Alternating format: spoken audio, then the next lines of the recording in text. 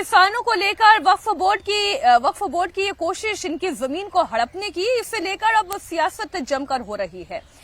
लातूर से एआईएमआईएम के विधायक मुफ्ती इस्माइल ये कह रहे हैं कि अगर ये जमीन वक्फ बोर्ड की है, अगर वक्फ इस पर दावा कर रहा है तो किसानों को ये जमीन उन्हें देनी ही होगी, यानी कि वक्फ को देनी होगी। तो वहीं महाराष्ट्र बीजेपी अध्यक्ष चंद्रशेखर बावनकुले इसे वक्फ बोर्ड की बदमाशी बता रहे हैं और सरकार से इस मामले में फौरन एक्शन की मांग कर रहे हैं। वक्फ बोर्ड ने बदमाशी की है, वहां पर हमारी सारी जमीन हड़प ली है।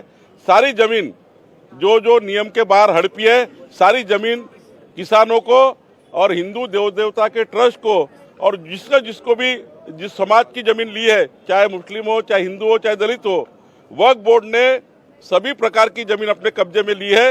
वो सारी छोड़नी चाहिए और उसके लिए सरकार कड़ी कार्रवाई करेगी। मामले में आप जांच करेगी महाराष्ट्र सरकार? बिल्कुल करना चाहिए। महाराष्ट्र सरकार और केंद्र सरकार को मैं विनती करूंगा, हमारी पार्टी से मैं विनती करूंगा, कड़ी जांच होनी चाहिए और सारी जमीन जिनकी मालकियत है उनको वापस मिलनी चाहिए। अगर शेतकरी लोग, किसान लोग इस बात का दावा करते हैं कि भाई ये जगह हमारी है, उनके पास सबूत पेपर वगैरह हैं, तो वक्फ बोर्ड ऐसे 100 नोटिस जारी करे, उससे क्या फ़र्क पड़ता है। लेकिन अगर वो जगह वक्फ की है और शेतकरी लोग वहाँ खेती करते आ रहे हैं, तो वक्फ बोर्ड को इस बात का अधिकार है कि वो अपनी ज़मीन उनसे वापस लेने के लिए नोटिस देवे। इसमें कौन सी बुरी बात है। आप पूरे देश के अंदर एक वाकया, एक घटना भी ऐसी नहीं बता सकते कि मुसलमानों ने मंदिर की जगह ले ली हो या मुसलमानों ने किसी की ज़बरदस्ती जगह छीन ली हो। एक वाकया आप नहीं बता सकते, एक मिसाल नहीं दे सकते। जाहिर बात है हमें सताया जा रहा है, हमारी ज़मीनों पर कब्जा करने की कोशिश की जा रही है। आज मुसलमानों ने किसी की एक इंच जगह ली हो तो वो बतावे। सिर्फ बोल देने से या सरकार के कह देने से वो सच तो नहीं हो जाता।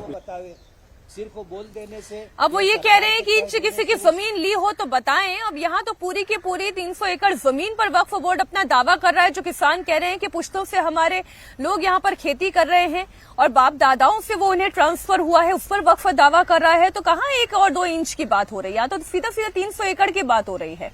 बहरहाल महाराष्ट्र के डिप्टी सीएम एकनाथ शिंदे ने कहा है कि ये किसानों की सरकार है और किसानों के साथ कतई अन्याय नहीं होने देगी। तो वहीं लातूर से कांग्रेस विधायक अमित देशमुख ने भी कहा है कि किसानों के साथ नाइंसाफी नहीं होनी चाहिए। देखिए, आपको मैं बताता हूँ, कोई भी किसानों के ऊपर अन्याय नहीं होगा। लातूर के हो या महाराष्ट्र के कई कोई भी किसान हो, ये किसानों की सरकार है, किसानों के पीछे पूरी ताकत से खड़ी रहेगी और किसी को भी बेघर नहीं होने देगी। उस सिलसिले में हमने किसानों से बात हमने की है और उस पर किसानों पर अन्याय नहीं होगा, इसका ख्याल हम रखेंगे। और ज़िला अधिकारी जो हैं उनसे भी हम निवेदन करेंगे कि इस पर वो ध्यान दें और किसानों के साथ नाइंसाफ़ी नहीं होनी चाहिए और किसानों के साथ नाइंसाफ़ी। हमारे सहयोगी समीर भी से इस खबर पर लाइव जुड़ गए हैं। समीर, पूरा मामला क्या है? क्या ये इतना पेचीदा है जैसा दिखाई दे रहा है या फिर बड़ा सिंपल है? किसानों की जमीन पर वक्फ अपना दावा क्यों कर रही है?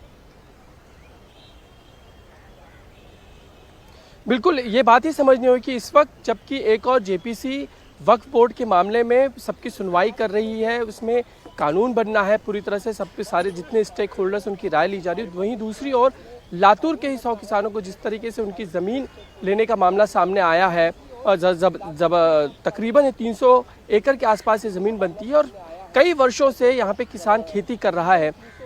ऐसे में उस पर दावे को लेकर अब राजनीतिक माहौल भी गरमाया हुआ है।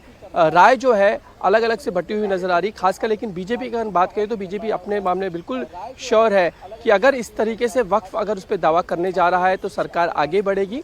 और अभी जिलाधिकारी का काम होगा कि उसे सर्वे करना होगा कि जिनका जो कहा जाता है 7/12 किसके नाम पर है, वो कितने सालों से खेती कर रहा है, ये सारे रिकॉर्ड्स जो है अब निकालने होंगे।